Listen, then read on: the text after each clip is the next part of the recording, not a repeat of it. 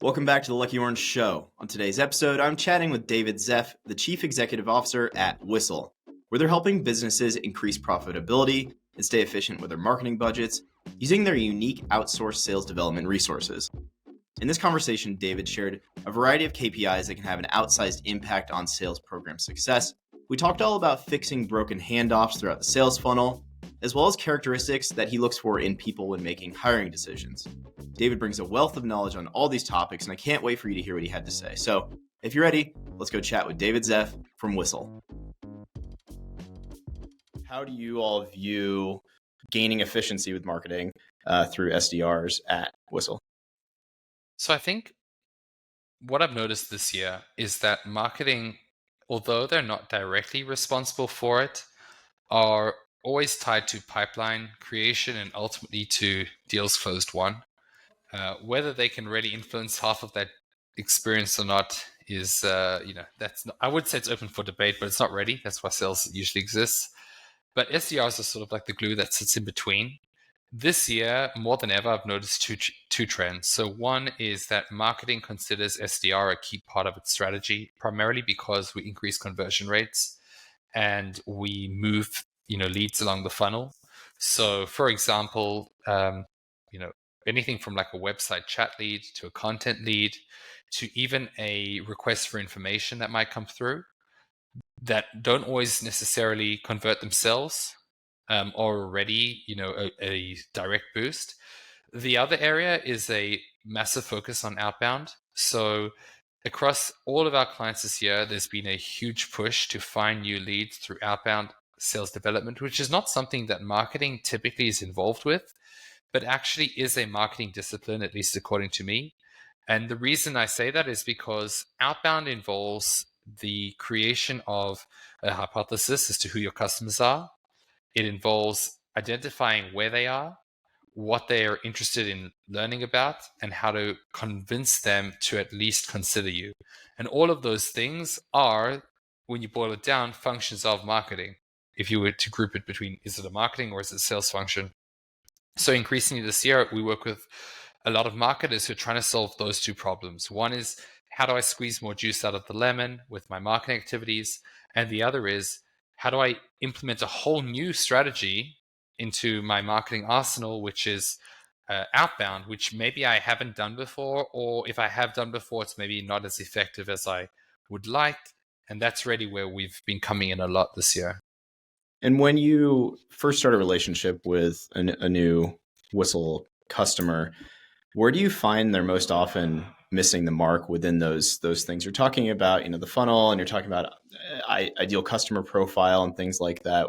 What are you seeing that's challenging these businesses when you come and it says, of course, we can slap in some extra headcount with SDRs, but even being slightly more strategic with it, what are the missing pieces outside of just maybe bandwidth? Yeah, so I would say I'm going to group them into two groups. The earlier stage companies and let's say the more experienced later stage companies. So the earlier stage companies tend to skew more towards challenges with identifying their ICP, really truly identifying their ICP as in today, who it is, not as in who you want it to be, which is a huge challenge. In the world of tech, they usually promise investors, these are going to be our clients. So even they might have even signed up a few beta testers, right? We're working with, I don't know, Microsoft, right? But realistically, they couldn't deal with 100 Microsoft clients at full capacity. So it's really about helping them understand that. Who can you serve today, and where do we get a hold of them, and what messaging we use, and that kind of element. So I would say a lot of that activity falls there. The second element that I would say both groups struggle with is enablement. So if you want to do SDR right, a huge part of it is enabling them. And in terms of order of operations, the most important things are data quality, as in contact data quality. That's the biggest factor. If an SDR is not connecting with people, they're not going to be very successful. It doesn't matter about anything else. The second factor is systems enablement. So as an example, we're HubSpot Platinum partners, but we work with any sales enablement tool, but primarily with HubSpot. And having a system that allows the efforts of the team to be measured is really important. So as I mentioned before, SDR is a marketing function. in my eyes. And so SDRs themselves are constantly giving marketers clues. When they're reaching out and they're getting rejected for specific reasons, those reasons really matter, because we might need to adjust the way that we reach out, or what we say to them, or who we reach out to. And if they're getting accepted, so too, 10 times more important, right? What got them to that meeting? Why is it? And can we use those keywords in our SEO efforts, in our paid ad efforts? Do we need to run a webinar on this topic? Whatever that is. And then I would say the other group are later stage companies, and they usually deal with one challenge is understanding how to be lean is very hard for companies that haven't had to do that for a long time. So they don't realize how much is on their plate before they keep ordering more food. And I think that's always the first exercise. And that is always super eye-opening when they realize, like, wait, just to reuse the analogy, it's like, wait, you mean I can eat this too? It's like, yes. These cold leads that are in your CRM that requested a demo and weren't converted need to be reached out to, right? That we don't just send them emails until they hit spam. And then the last part for that second group, which are these later stage companies, is capacity ready. And that's not so simple.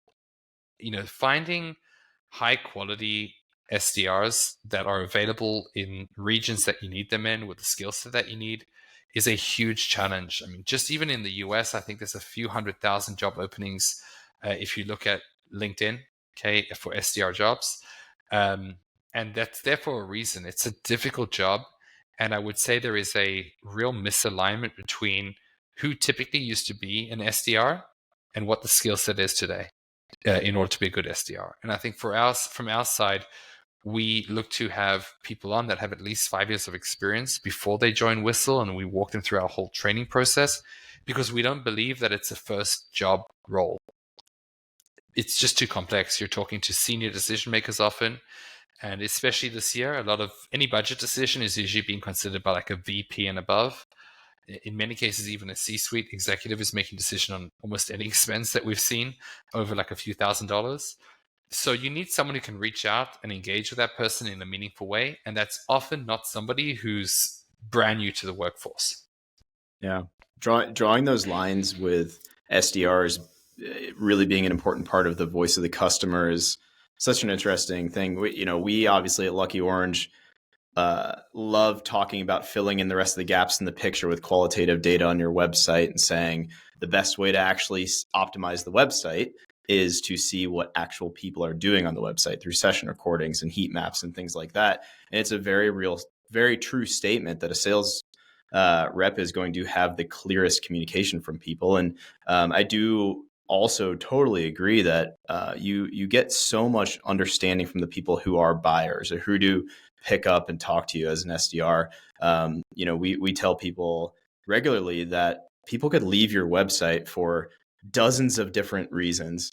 They bought from you for likely a smaller list of reasons. And I have to imagine that sort of thing plays out as well with an outbound sales team or an SDR team, where they're saying, we can close people, we can get these deals done, and here's the main reasons why they happen. Why they don't happen, the picture is maybe a little less clear. I did want to ask, you talk about earlier stage companies and later stage companies. Does there seem to be a tipping point where the earlier stage companies recognize, look, there's an opportunity for us to grow faster or to grow into new markets or whatever by leveraging SDRs, as opposed to just doing whatever we've been doing up until this point? Is there some sort of thing that they see in themselves that says, let's give this a go? Yeah, definitely. So it's usually the start is usually when a founder wants to move from founder-led, relationship-led, networking-led sales into a scalable inside sales motion. Let's say in the tech world, right? That's usually the move. Or in any business, it's really where they're kind of at that point where they're saying, hey, I'm at a point now where we've got enough clients that it justifies me investing in a marketing team. And if you're going to invest in marketing as a B2B client with, let's say, an average lifetime value of your customer being more than $10,000, it's worth investing in SDRs purely because they will not only increase the conversion rate and add another element to the marketing side, but also because they're going to allow you to get the enough volume to justify the shift. When you're an Right. early stage founder, and I experienced this obviously myself when I started Whistle. All of our clients in like year one were people I've worked with, people that knew of me, people, that like, and then eventually I had to expand that circle, right? I have to add SDRs into that process, and I think that that's really where it adds a lot of value. And even just to add to your previous point about, for example, Lucky Orange and where SDRs can add value, a lot of marketers don't think about the fact that if we know which pages people are visiting or the content they're engaging with, those are huge hints that you can use for your outbound efforts and for your SDR efforts.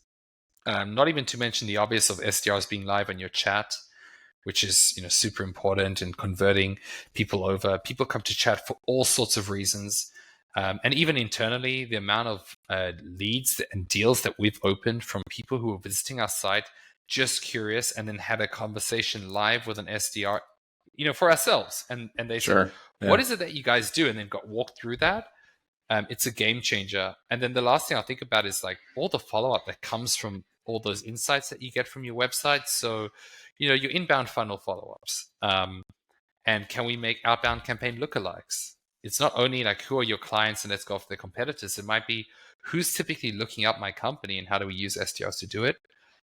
So yeah, I think there's a lot of ways that SDRs can add value, and I think the time to consider that is when you're ready to move outside of your circle as a founder. You're ready to build a sales motion, and you would rather be in a situation where you have too many leads for your sales team to work than the other way around. So I would hire SDRs and be super busy as a founder before I hired an AE to close deals. Absolutely. Yeah. That makes sense. Shifting into a phrase that marketers love, key performance indicators. I'm curious how that plays a role in the relationship with Whistle customers when they say, of course we want more budget efficiency, of course we want to grow, but what are the things that we can actually point to as this progresses to say it's working or not?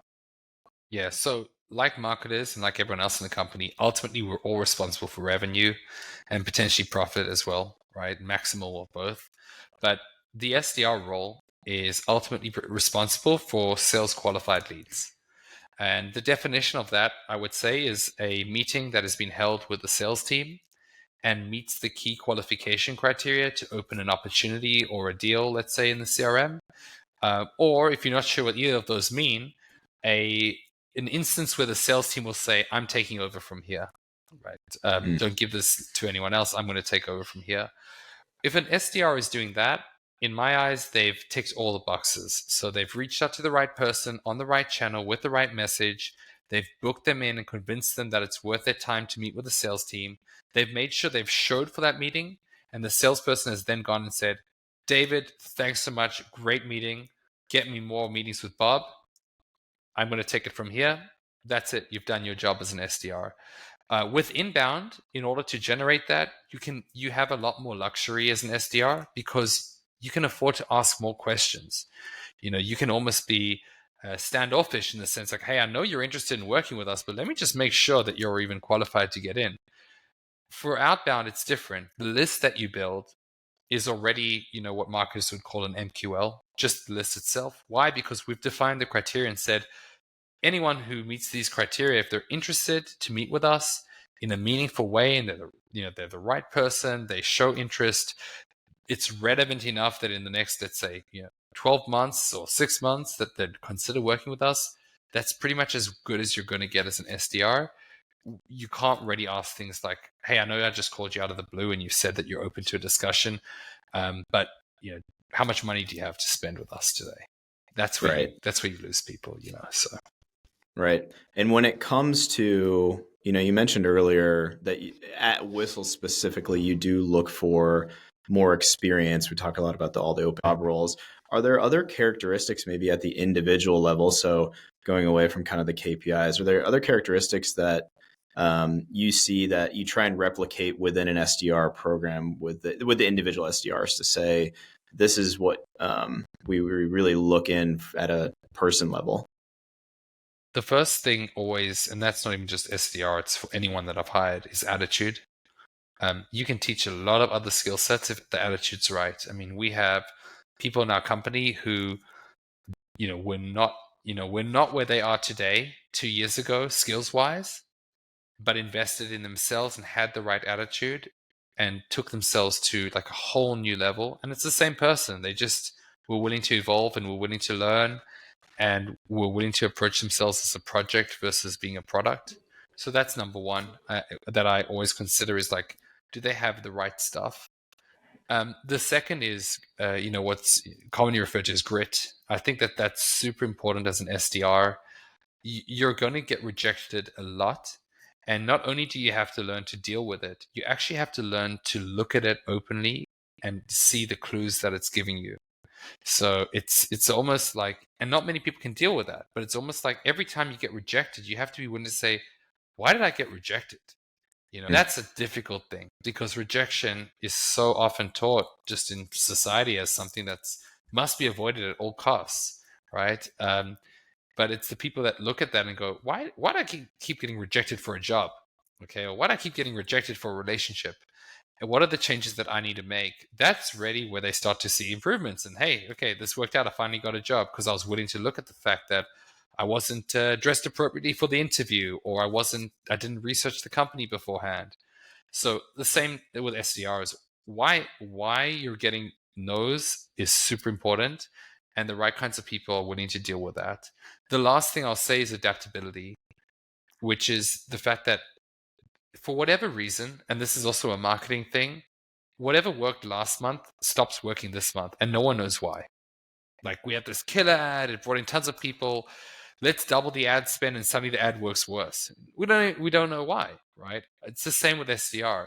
We had this line. Whenever I say this line, they're always coming to the meeting, and then the next week it's like nothing I say lands. And so you have to be adaptable. You have to be willing to say, you know what? I don't know why. I'm just not hitting it right on the phone. I'm going to start sending, I don't know, video emails over to people. I'm going to start joining interest groups and chatting to people there on LinkedIn. Whatever it's going to take, I think that adaptability is another core trait. So those would be the three I'd look at: attitude, grit, and adaptability. Definitely. And it sounds like, just like any other job, a certain level of self-awareness goes a long way to say, I recognize my shortcomings, I recognize what I'm great at, I recognize the system that I'm within and limitations, and show up every day and go for it. Maybe aside from and hiring practices and all of that, maybe aside, what are some other challenges that once people do decide to flip the switch and start an SDR program or then see, what are some mistakes that you see that they make?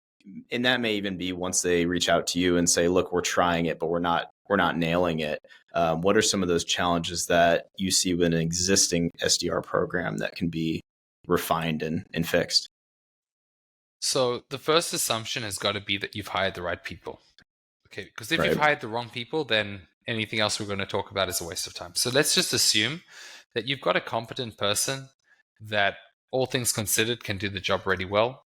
The next things you have to look at is all their enablement. So I mentioned earlier as well, there's only a few levers that you can pull for SDR success. And it sounds simple, but knowing how to pull the lever, I think, is the trick. The first one is data quality. So if you're not giving them accurate data, it's almost like every minute of their day is wasted. So I'll talk about an example, and I'll talk about how we mitigate against it. So if you're just, let's say, downloading data from a common database and providing that to the SDR team, they are maybe connecting at like maybe 2% a day on the phone. The average SDR is making about 50, 60 calls a day. So you're talking about one conversation a day, 5 conversations a week, and 250 attempts a week, right? So 205 in the bin, literally in the bin, and with all the frustration that brings. So what we do is we have data teams that sit on top of databases and manually validate the information so that it's really accurate before the SDRs reach out. We've dialed the numbers, we've checked that people actually answer those or they're direct. We've tested the email addresses that they work. We've checked on LinkedIn the person's still at the company. And we're rolling out some changes next year that will actually show us which channels those people are most active on, which will be really exciting. that automatically changes the connection rates, for example, on the phone to like 8% plus.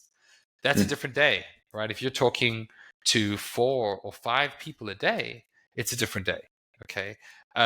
So that's number one. The second is systems. SDRs have a limited capacity for activity, and you always want to skew their activity on the highest converting tasks first, because the job of an SDR is to accelerate sales. So you've got sales over time. You want as much sales in the shortest possible time. That's their job. And so for whatever reason, there's a lot of leadership out there that thinks, hey, I don't want the SDRs touching my inbounds.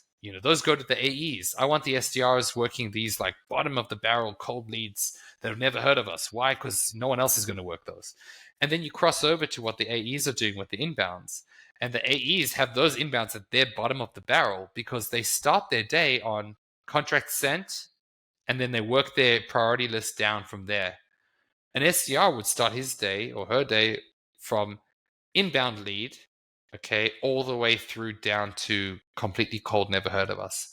And so the right systems that you build skew their activity to the highest converting moves that they can do with their time. They've got 8 hours a day, okay, they can work through about 500 contacts a month.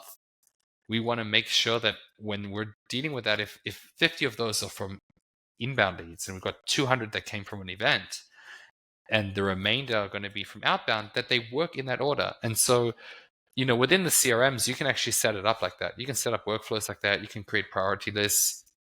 You need to be able to report on them to understand what they're doing well. So that's the second most important part, is systems and knowing how to use the systems properly to get SDRs successful. And the last part is messaging. So SDRs are often used to write the messaging that goes out. There are a lot of opinions about this. I sit more towards using a specialized marketing person to at least write the initial messages that go out, and then training SDRs on how to take that further once they get a reply. And the main reason I skew towards that versus saying, hey, let everyone write whatever they want and give it their own personal touch, is because, one, from an efficiency perspective, when they're doing that, they're working through less, and it's not really clear who's going to actually hear those messages or respond. And the second is from a measurement perspective, because I think of SDR as a marketing function. You would never launch a marketing campaign without an A/B test or without any sort of way of measuring it, just like I wouldn't launch an SDR campaign without measuring it. So the message is another factor that I'd want to measure. And so the more that you can enable the SDRs with that messaging, at least the initial messaging, the more likely they're going to get replies, because you take an expert who knows how to do it. And then you need to enable them with the training that goes into it. So, that's the final piece, is like, do they really understand? Not so much what you do, it's more like, what do you do for your customers? And if they really get that, then it changes the game, because the more that they are able to speak with authority about, hey, here's how we're different. You've reached out to Whistle. We don't sell whistles. Let me explain to you what we do a bit more, right? It's got to have a big impact on the ability of that client to turn around and go, oh, I didn't realize, right? I thought you just did whatever, right? Right. It's such a interesting confluence of different factors with the data and the messaging and the human side. And there's and very, very deep and inherent challenges on both sides with the data. It's mostly meaningless if it's not clean, and it can be really dangerous if it's not clean to draw assumptions from. And, and then I think it's really interesting for you to talk about the messaging consistency as it relates to being able to even report on those things. And, we find a lot of times with customers on the e-commerce side that they're not even implementing UTM parameters on their URLs. And so they may not even be able to properly know where traffic is coming from and how it's performing on the website. And so it's a similar challenge there, where people need to have some benchmarks and some clean data to even be able to take any next steps. 100%. But I think that the lack of that comes from, that attitude thing that we mentioned before. Like, you have to be willing to take a look at all the holes. Otherwise, you're just not going to know what to fill. And I think that that's where you start to see that the ball drop, because they don't, they're not willing necessarily as a company even maybe to look at what they're not doing well. They're so focused with, well, this is working, right? So I'm just going to keep focused on this and I'm going to ignore all the stuff that isn't. And I'd say that marketing and sales development are always about, mostly about what's not working. Definitely. There's been a lot said this year, and then the recent 12, 18 months around AI tools and things of that nature. And I'm curious if that's peaking up in anything you guys are doing, or anybody coming to you saying, is there a way we can be even more efficient by leveraging something using AI as a as a phrase that can stand in place, obviously, for a lot of different things. But is there anything that's poking up in your part of the world with that side of things? Yeah. So I'll talk first as a business owner, and then I'll talk about our clients. So as a business owner, one of the goals for each of my department heads for next year is to come up with a plan on how they can implement AI to make us more efficient. And I would say, or more effective, or both. If we can do it, great. That's the great promise of AI, right? That you can do both things. But I'll take either one. So the direct benefits that everyone leans to straight away is, content drafting and creation, which I would be careful with. So as an example, I feel that the creation of AI has just led to the fact that, oh, great, I can just write the most, benign blogs possible, right? That we can put out there. 10 ways to brush your teeth, right? Now I can get ChatGPT to write that blog for me. I don't think that that's how you're supposed to do content. I actually think that that is a great opportunity for people to create custom content that is proprietary. So for example, at Whistle, one of the big goals we have is to use the data that we're sitting on to create informational content that no one else has access to and everyone can benefit from. For example, if I want to get hold of a CEO at a company of this size in this industry, what's the best channel? What's performing best? Right? How many touch points is involved in this process? What are, so those are the kinds of things, or what are the themes of the messages that I should be using to reach out? That's the kind of stuff that you can't necessarily use AI to do. And from a content side, I think that that's really important. There's a lot of talk about using AI to replace SDRs, using AI to replace salespeople.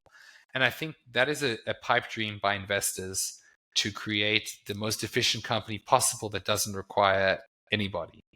And that realistically is probably not going to happen in the way that people want it to happen, mostly because when that level of intelligence is available, you won't need the VCs either, right?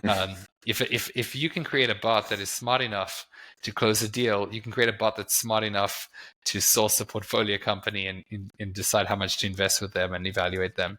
So the real leanings for me are all the stuff that no one wants to do, but that we have to do. That's really where AI comes in.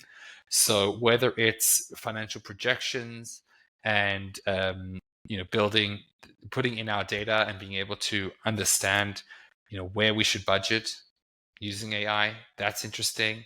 On an SDR level, there are some, little content elements here, but I would say things like using AI to update CRMs and systems is a much better use, taking notes from calls and transcribing those, and maybe even then breaking that into some sort of word map and understanding what are the keywords that people are using. That is the kind of thing that, SDRs aren't going to do today, that AI will be perfect for. But, is an AI bot going to really be able to drive a meaningful sale of a large item over a phone or what have you? Not really, no. And I've seen a lot of the demos. If you listen to them properly with a critical ear, as somebody who's actually understands how conversations usually work, you'll realize that the bots are heavily prompted and they have a very patient audience, and the lag that exists today is significant. It's not in the demos, the huge lag, and that just kills it. So AI, as I told my team, AI is the internet. That's how you have to think about it. It's like, do you use the internet for this? Yes, I use the internet for this. We haven't fully come to terms with it as a species, basically. But next year, I think I can't wait to see all the technologies that come out as a result. I think it's going to lead to a lot of efficiencies and allowing us humans to focus on the stuff that we do really well, which is interpersonal connections and relationships, and to deprioritize the stuff that we tend to not do well or not want to do, which is, I'm just going to say all the boring stuff, right? Yeah, totally. Yeah, let a bot do that.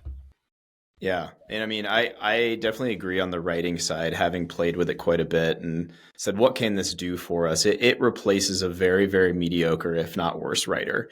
And it's pretty boring. And no matter how you tell it, no matter how many prompts and variations you try and do, it's not great for something that you want to just press publish on or somehow publish automatically.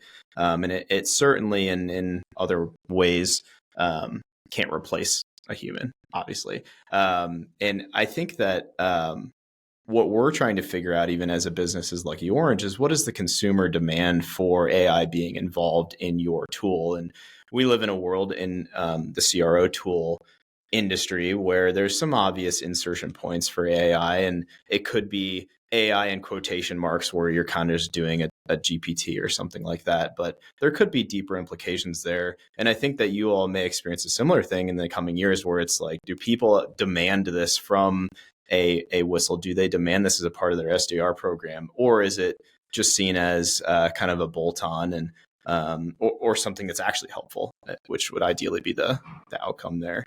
I'm curious. Go ahead if you have something there. Yeah, I was just going to say my experience, and I've worked a lot in AI before Whistle. I worked at a bunch of different AI companies, including AI communications companies, and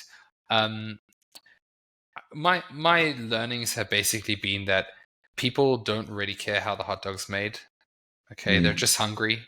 So I don't think that if you can, whether you get them results using AI or 10,000 chimpanzees with typewriters, they actually could care less. I think investors care a lot about AI because it's an interesting selling point. It's a good story. But a client usually cares about, how does this help me? And if it doesn't help me, I don't care what you're using, right? If it does help me, great, keep doing it. So that's all I would add to that. Yeah, it's almost like the difference between paying for data to be reformatted versus paying for the insight to come out of that data. It can be much more valuable if you say, here's what you actually need to do, but here's the insight, here's what you need to do about it, and go from there. Beyond AI, is there anything going on in the SDR world or just in your world in general that's got you really excited at this point? So I think, ironically, the biggest thing that's got me excited has been the sounds so silly, but has actually been the recession over the last year, particularly how it's affected tech. And I know that this sounds like a ridiculous thing because that's like the worst thing that happened to the tech space this year, right? The lack of investment and the lack of IPOs. But initially, I looked at it as like a massive threat, and it was a massive threat. But then over this year, we and our clients have learned to see the lessons that have come from it. And the right kinds of companies have taken that as a real great inflection point to say, what do we actually need to spend money on, and what don't we need, and what's really contributing to our bottom line and what's not. And it just makes things a lot simpler. When there's scarcity, it's actually a lot simpler to understand where you need to focus resources than when there's bounty. And I think that specifically in the tech space, it's almost been a victim of its own success. You get very early stage companies raising a lot of money with massive expectations and a complete lack of understanding, both from the investor and the founder perspective, of what's really possible despite all this money. Some companies know how to execute really well, really fast. Very, very few. Most don't. And I think what's happened this year, and I think what will continue happening next year, is a resetting of expectations and on all ends, and a clear alignment with how to grow a business that, or clear focus, let's say, of how to grow a business that aligns with reality of what's possible. So in the world of SDRs, I think that really plays quite nicely into how we as a company work, which is all about, how much business can I generate for you at the lowest possible cost and in the shortest possible time? And all the activities that lead to that need to be prioritized.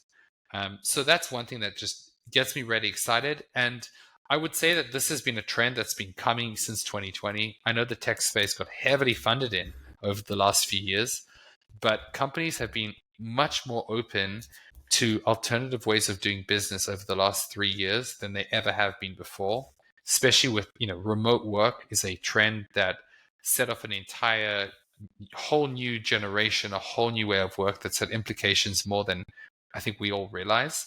And for an outsourced services company like ours, that really plays into our hands, because if you're already comfortable with the fact that your team don't have to be physically next to you in order for them to be successful, then it's not that many steps away to take a team that's already proven and trusted and have them work for you. So I think those are two things that for me really continue to create real opportunity for us. Yeah, it's fascinating. Keep people grounded in reality. I like it. Well, David, thank you so much. Where can people connect with you and learn more about Whistle? So you can reach out over LinkedIn, David Zeff. I'll be the guy that looks like me, and maybe we can put the link somewhere in the comments or what have you. Post Absolutely. this. Whistle, just head over to whistle.ltd. So Whistle, just like the instrument, .ltd, and you can read up all about us there. Whether you're considering us as a customer or you just want to chat about best practices as a founder or a CMO or a CRO, more than happy to have conversations with whoever would like. That's awesome. Thank you so much, David. Cool. Thanks, John. Appreciate it. Thanks for tuning in to another episode of The Lucky Orange Show. Before you head out, make sure you hit the subscribe button, whether you're listening on Spotify, watching on YouTube, or finding us somewhere else. And while you're at it, check out the Lucky Orange social media channels for conversion rate optimization advice. Let's start the conversation to see how we might be able to help you with your business goals. Until the next episode, happy optimizing. Have a great day.